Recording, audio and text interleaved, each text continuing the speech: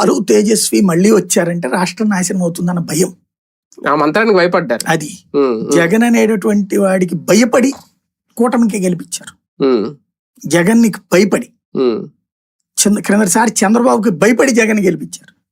మొన్నటిసారి జగన్ కి భయపడి చంద్రబాబుని గెలిపించారు. ఇప్పుడు అక్కడ లాలుకి భయపడినే నితీష్ గెలిపిస్తున్నారు వాళ్ళు ప్రతిసారి కూడా. గమనించాల్సింది కాంగ్రెస్ కానీ మిగతా వాళ్ళు లాలుని పక్కన పెట్టి వీళ్ళు కూటమి ఏర్పాటు చేయగలగాలి. ఆ దమ్ము వీళ్ళకి లేదు. సన్నాసులకి 10 ఏళ్ల నుంచి ఈ పని కనుక కాంగ్రెస్ చేసి ఉంటే 15 ఏళ్ల నుంచి వాళ్ళ వెనకాల వాళ్ళ సంఖలో దూరి వాళ్ళు ఇచ్చేసి ఎట్లకి బిచ్చం ఎత్తుకోకుండా చేసుంటే వాళ్ళ ప్రత్యామ్నాయం ఇది అయి ఉండేది. ఇవాళ ప్రత్యామ్నాయం లేదు. అక్కడ ప్రత్యామ్నాయం లేని పరిస్థితి కాంగ్రెస్ సృష్టించుకుంది. నిమో ఉపయోగపడలేదా? నితీష్ కుమార్ మోడీ ఆ క్రెడిట్ ఇంకా ప్రజల్లో బలంగా ఉండడం వల్లే ఈ గెలుపు సాధ్యం. ఖచ్చితంగా. ఇప్పుడు వాళ్ళు అనుకుంది రాష్ట్రం పరుగులు పెడుతోంది.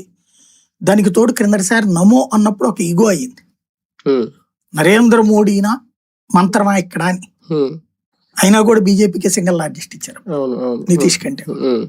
ఇక్కడ నిమో అన్నటువంటిది ఈ దఫా ఒకంత తగ్గి మాట్లాడింది బీజేపీ, గొడవలేం పెట్టుకోకుండా. అయినా భారీ మెజార్టీ ఇచ్చారు. ఓవరాల్ గా అమిత్ షా వ్యూహం ఫలించింది. లాలూ ప్రసాద్ అనే బూచిని చూపెట్టారు. దీనికి కారణం రాహుల్ గాంధీ. రాహుల్ తేజస్వి అనే పెచ్చోళ్ళు ఇద్దరు కలిసి ఓ పిచ్చి కారు కోత పూశారు.